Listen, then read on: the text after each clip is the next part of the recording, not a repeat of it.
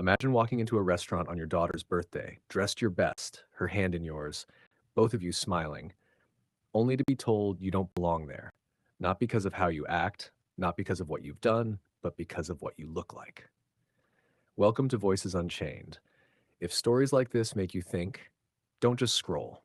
Like this video, subscribe, and tell us where you're watching from. We love seeing how far these stories travel. Now, let's begin. Daniel Johnson wasn't the kind of man who liked attention. In a world obsessed with showing off, he preferred to stay silent. While others flaunted their wealth, Daniel kept his quiet. He'd built his empire from the ground up. Banks, schools, churches, and entire blocks of real estate bore his name, though you'd never see it on a billboard. He was the kind of man whose presence commanded respect without ever demanding it. A man whose parents had taught him that success meant nothing without humility. But tonight wasn't about business, power, or prestige. Tonight was about Ellie, his little girl, his heartbeat, his reason for everything. She'd been talking about this day for weeks, her 10th birthday. Her excitement filled their home every morning before school. She didn't care about presents or parties. She just wanted dinner with her dad at one of the city's top restaurants, the kind she'd seen on TV. Daniel had made the reservation days ago. Thursday morning, right after his board meeting. He'd called personally, spelling his name out to ensure everything was perfect.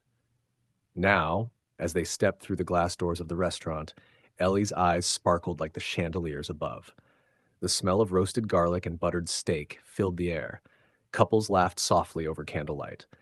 Waiters in black vests moved like shadows between tables. Daniel smiled. "Ready, birthday girl?" She nodded, grinning ear to ear. "Let's eat everything," he chuckled. "We'll see about that." They approached the front desk where a woman stood typing, her expression cold and detached. Her name tag read Sophia Phillips. Perfect hair, perfect posture, perfect prejudice, though Daniel didn't know that yet. "Good evening," Daniel said politely. "I made a reservation last Thursday. Daniel Johnson." Sophia looked up slowly. Her eyes flicked over Daniel, then down to Ellie. Something in her expression shifted, just slightly, but enough. That tight, judgmental squint. The kind that measured worth by skin color. "I'm sorry," she said, her tone flat. "Did you say you made a reservation? Are you sure you're at the right place?" Ellie's excitement dimmed instantly. She shifted closer to her dad. Daniel kept his composure. "Yes, I'm sure. Please check your list." Sophia gave a soft, sarcastic laugh, scrolling lazily through the computer. Nope. I don't see any Johnson here. You might want to try another restaurant, maybe downtown?" Daniel blinked, a trace of disbelief crossing his face. "I have the confirmation on my phone if you'd like to see it." Sophia's tone sharpened. "Sir, don't make this difficult. I'm going to have to ask you to leave. This isn't a place for people like you." The air in the lobby froze. Daniel felt the sting of those words, not for himself, but for Ellie. She looked up, confused. "Daddy, what does she mean?" He knelt slightly, brushing her arm gently. "Nothing, sweetheart. Nothing at all." Then he turned back to Sophia. "I'd appreciate it if you'd show a little respect." Sophia's lip curled.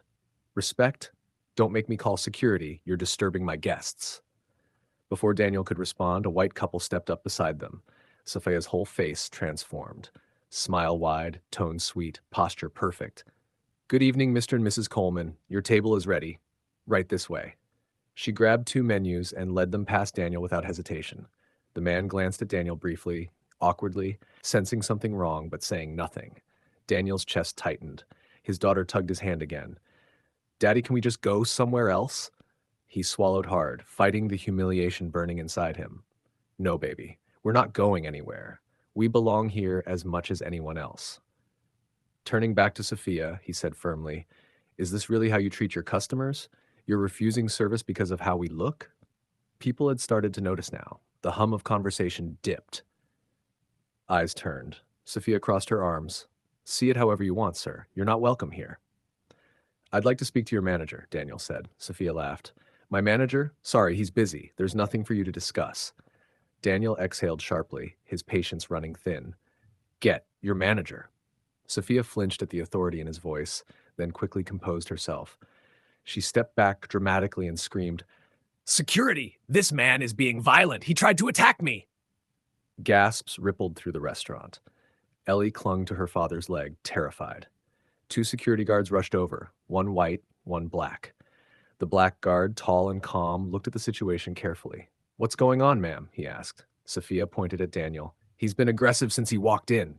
Get him out of here!" The black guard's eyes moved from Sophia's trembling act to Daniel's composed face, then to the little girl holding his hand. He saw right through her. "I'll get the manager," he said. Sophia's fake fear evaporated into frustration. "What?" "No, just remove them." But it was too late. The guard was already gone. Moments later, a man in a navy suit hurried out from the back, the restaurant's owner, Mike Walker. "What's going on here?" he asked, scanning the scene. Then his eyes landed on Daniel, and his expression changed completely. "Mr. Johnson?" Sophia blinked. You know him?" Mike stepped forward, his tone turning respectful instantly. "This is Mr. Daniel Johnson. The reason this restaurant even exists. He's one of our primary investors, the man who saved us from bankruptcy." Gasps and whispers spread through the crowd. Sophia's face drained of color. I didn't know." Mike turned to her sharply. "You didn't need to know. You needed to respect." Daniel stood silently, Ellie still holding his hand. "I came here tonight to have dinner with my daughter," he said quietly. "It's her birthday, but instead we were treated like criminals. That's not a misunderstanding. That's a mindset." Mike's jaw tightened. "She did what?" Sophia's lip quivered. "Please, You're done here," Mike snapped. "Get your things and leave, right now." Sophia's voice broke.